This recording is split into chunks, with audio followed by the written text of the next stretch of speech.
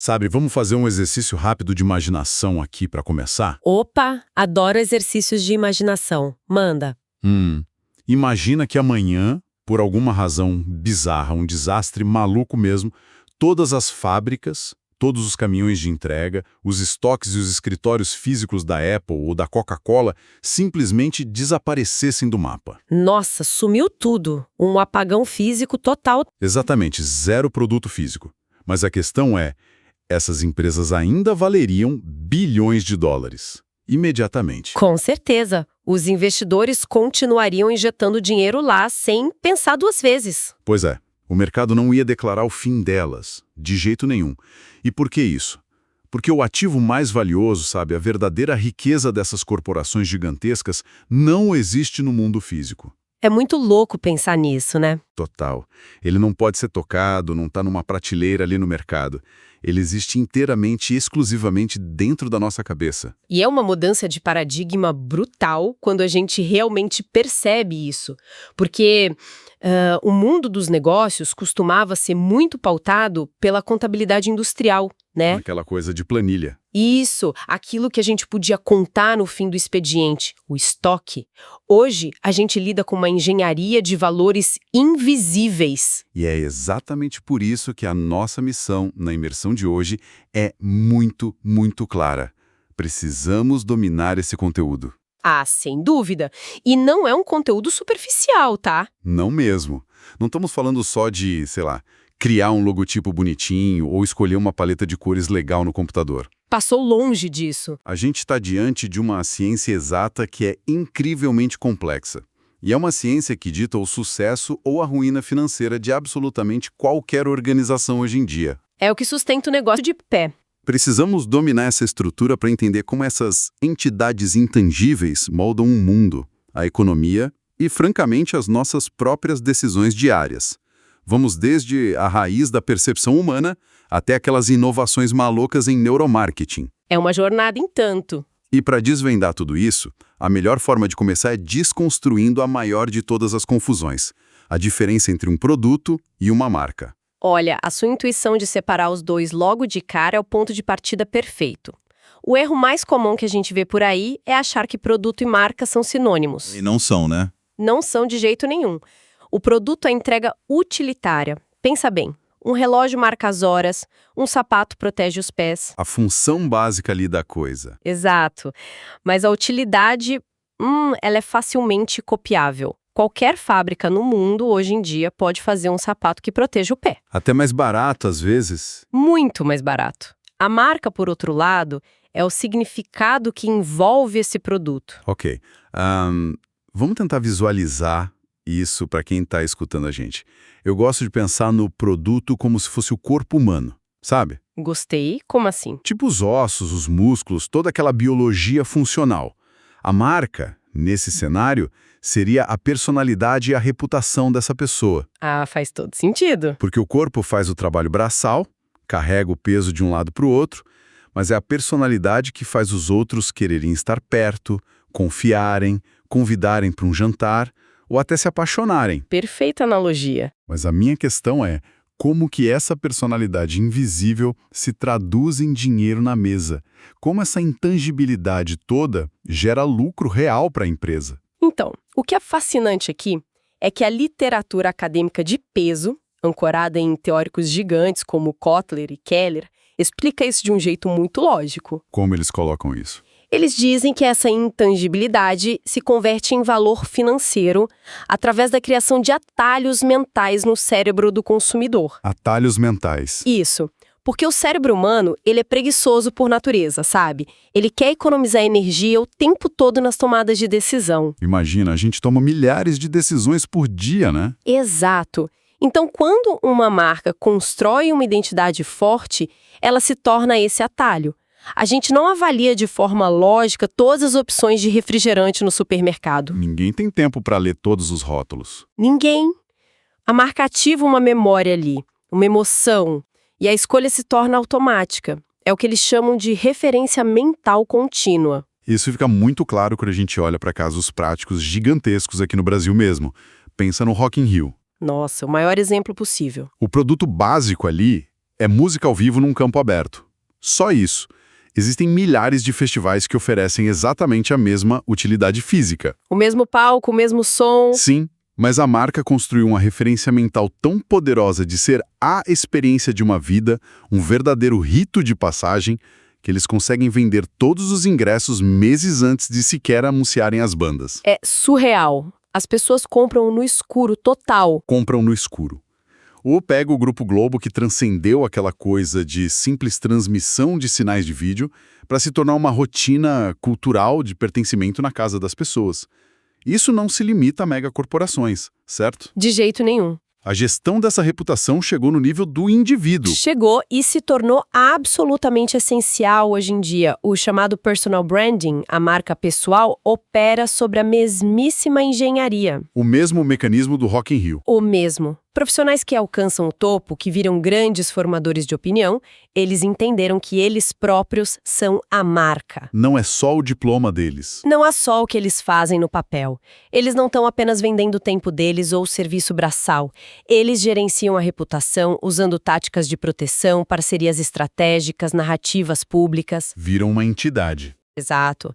Eles se tornam insubstituíveis não porque são os únicos no mundo que sabem fazer aquele trabalho, mas porque são os únicos que carregam aquele peso emocional e aquela confiança atrelada ao próprio nome. Agora, se a marca é esse ativo invisível e valioso, seja para uma pessoa ou para uma multinacional, surge um problema prático gigantesco aí. Qual? Como se gerencia e se protege um patrimônio que não dá para trancar num cofre no final do dia? Ah, essa é a pergunta de $1 milhão, literalmente. Porque as corporações usam um conceito chamado brand equity, né?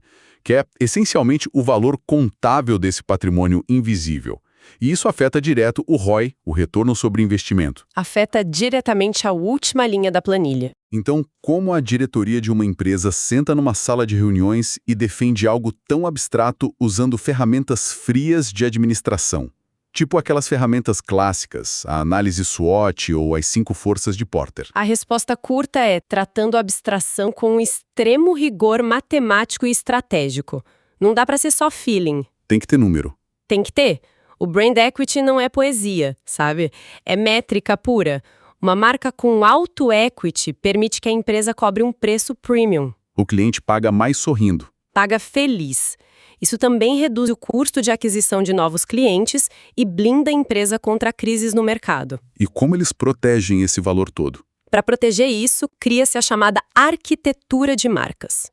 Imagina uma árvore gigantesca. Tá, uma árvore. A marca principal é o tronco da árvore. As extensões de linha, as novas categorias de produtos, são os galhos. Entendi. Se a empresa não tiver uma estratégia rigorosa de naming, tipo como e quando usar o nome da marca mãe, nesses galhos ela corre um risco enorme de colocar um galho podre lá, e esse galho podre contamina o tronco inteiro. Puxa o valor da empresa toda para baixo. Imagina uma marca de luxo super exclusiva que do nada lança um produto excessivamente barato. Sem criar uma submarca separada. Sem criar uma submarca específica. Ela dilui todo o equity dela ali mesmo. O luxo perde totalmente o sentido e o consumidor percebe na hora. Certo. Essa estrutura arquitetônica de defesa faz todo o sentido do mundo. Mas dentro desse rigor todo para proteger a marca, tem um conceito nos materiais que sempre me deixa com a pulga atrás da orelha. Qual queria? Window branding, que é basicamente gastar recursos pesados de marketing com público interno. Os próprios funcionários da empresa. Ah, o marketing interno. Sim. E aqui eu vou fazer o papel de advogado do diabo, tá? Manda, pode fazer. Não seria um desperdício enorme de dinheiro? Pensa bem, a empresa já paga o salário daquela equipe todo mês. O esforço, as campanhas, a verba pesada não deveriam ser 100% focados no consumidor lá de fora. Aquele cara que ainda precisa ser convencido a abrir a carteira. Olha, a sua lógica faz muito sentido no papel de um contador focado no curtíssimo prazo. Mas na prática? Mas a realidade operacional e neurológica do negócio é bem diferente. O público externo de hoje tem um radar absurdamente aguçado para a hipocrisia corporativa. As pessoas percebem quando é falso, né? Muito rápido. O que acontece quando uma empresa promete, sei lá, um atendimento acolhedor e super-humanizado naquele comercial lindo na televisão? Mas aí você chega lá e o funcionário no balcão tá exausto, desmotivado e claramente não acredita em uma palavra daquela cultura. A máscara cai na primeira interação ali no balcão. A experiência do cliente é totalmente destruída. Exato. Um único colaborador desalinhado pode destruir milhões de dólares que foram investidos em publicidade na TV em questão de segundos. Caramba! Então o Wendell Brand não é fazer propaganda para o funcionário achar a empresa legal, é garantir que a cultura organizacional seja vivida de forma genuína. É alinhar o discurso com a prática. Isso, a estratégia corporativa é o norte magnético. Se o colaborador não compra a ideia primeiro, o mercado lá fora jamais vai comprar. A marca, como a gente costuma dizer na área, ela sempre desmorona de dentro para fora antes de cair publicamente. Sabe, eu olho para essa base interna sólida e penso, ok, a casa está arrumada, a tropa está motivada e alinhada com o discurso. O terreno está preparado. Mas aí vem a verdadeira prova de fogo. Como essa corporação vai para a guerra nas ruas e conquista a mente das pessoas de fato. Porque durante muito tempo o foco das empresas era o share of market, certo? A fatia crua e puramente numérica do mercado. Aquela visão de que quem vende mais unidades ganha o jogo. Isso. Mas o jogo mudou para o share of mind, que é ser a primeira marca lembrada na cabeça da pessoa. E agora, lendo esse material, a batalha real parece ser pelo share of heart, a fatia do coração, do afeto mesmo. Exatamente. A evolução foi emocional. E tudo isso tem um único objetivo financeiro no final do mês, o share of wallet, que é a parcela do orçamento familiar que vai para essa marca específica. O bolso do cliente, né? E a arma principal que temos visto nessa guerra afetiva é o storytelling, o uso de arquétipos. Aqui onde a coisa fica realmente interessante para mim. É a parte mais fascinante mesmo. Eu iria até um passo além e diria que o storytelling não é apenas uma arma, ele é a própria arena onde o consumo moderno acontece hoje. Como assim a arena? Porque quando falamos de evoluir do share of mind para esse share of heart, estamos falando de transcender a simples necessidade de um produto. É como o cinema faz com a gente, né? Antigamente, a publicidade era super descritiva. Compra este carro, ele tem 4 rodas, ar-condicionado e um motor forte. E hoje em dia? Hoje, as marcas escalam arquétipos psicológicos clássicos, como se fossem personagens de filmes mesmo. A gente tem a marca que assume o papel do herói, a que se veste de rebelde para quebrar todas as regras, ou o sábio que traz aquele conhecimento absoluto. Sim, o storytelling constrói essa aura. E quando alguém escolhe uma motocicleta específica, aquela famosa, e paga 3 vezes mais por ela do que pagaria numa comum, ela não está comprando um meio de transporte para ir para o trabalho. De jeito nenhum. Ela está comprando a identidade do rebelde que aquela marca empacotou com tanto cuidado. A pessoa quer fazer parte daquela história. E se conectarmos isso com o cenário maior do comportamento de consumo, o que a gente vê é uma busca profunda por significado.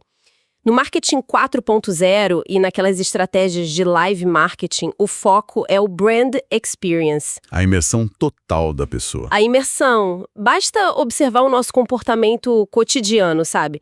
Por que alguém prefere entrar numa cafeteria específica, pagar um prêmio super alto por um simples copo de café, sentar ali com o notebook quando poderia fazer um café muito mais barato e até mais gostoso em casa? Porque a pessoa quer ser vista ali dentro. Exatamente. Porque o ambiente físico, a playlist tocando no fundo, o cheiro característico, até a tipografia escrita no copo de papel, tudo isso confere um status e um sentimento de pertencimento gigante. A jornada é motivacional, né? Muito. O consumidor não adquire a cafeína. Ele adquire o que aquela marca permite que ele expresse para a sociedade ao redor dele. É uma verdadeira transação de identidade. É muito louco pensar nisso. Toda essa arquitetura sensorial funciona incrivelmente bem quando existe uma loja física de tijolo e cimento. É super fácil entender como a iluminação perfeita, o aroma de café torrado e o sorriso do atendente ativam esse share of heart. No mundo físico, a gente tem controle total dos sentidos. Mas aí nós somos empurrados para a grande fronteira atual das marcas. Como você traduz esse calor, essa narrativa emocional super envolvente, quando a sua única vitrine é uma tela de vidro fria de 6 polegadas no celular da pessoa? Esse é o maior desafio da década. Entramos na era do e-branding e daquelas métricas virtuais pesadas como o LTV, o Lifetime Value e todo aquele Brand Analytics. Mas a mecânica disso tudo é o que me fascina de verdade. Como você cria o Brand Sense, a experiência sensorial da marca, num ambiente virtual onde não podemos tocar no tecido de uma roupa ou sentir o peso de um objeto. É muito abstrato. Como que a engenharia de software substitui a biologia humana aí? É aqui que a mágica da UI, a interface do usuário, da UX, a experiência do usuário, entra em cena. E elas entram para hackear, no bom sentido da palavra, as nossas respostas fisiológicas. Hackear os nossos sentidos pela tela. Isso mesmo. O design digital substitui os sentidos físicos através de gatilhos psicológicos e visuais super específicos. Vamos dissecar isso um pouco. Um site que demora 2 segundos a mais para carregar, ou que possui botões confusos e um layout super poluído, isso não é apenas um problema técnico do servidor. É um problema de percepção da marca na mesma hora. O cérebro humano processa essa fricção digital liberando pequenas doses de cortisol, que é o hormônio do estresse. É a exata mesma resposta neurológica de tentar caminhar por uma loja física, bagunçada, suja e com alarme soando alto no seu ouvido. Nossa, a pessoa quer fugir daquele ambiente o mais rápido possível. Precisamente. Você fecha a aba e vai para o concorrente.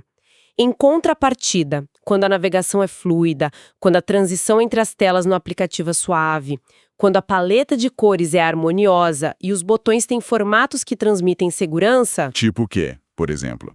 e inofensivo. Quando tudo isso funciona, o cérebro recebe microdoses de dopamina. Aquela sensação de recompensa instantânea. Exato. Essa fluidez digital gera o mesmo conforto emocional de ser atendido por um especialista super educado que resolve o seu problema antes mesmo de você pedir. O ato de fazer scroll, de rolar a tela, se tornou o ato de caminhar pelos corredores da loja. Que baita analogia. E cada clique, cada pequena animação na tela precisa reforçar a confiança de forma totalmente intangível.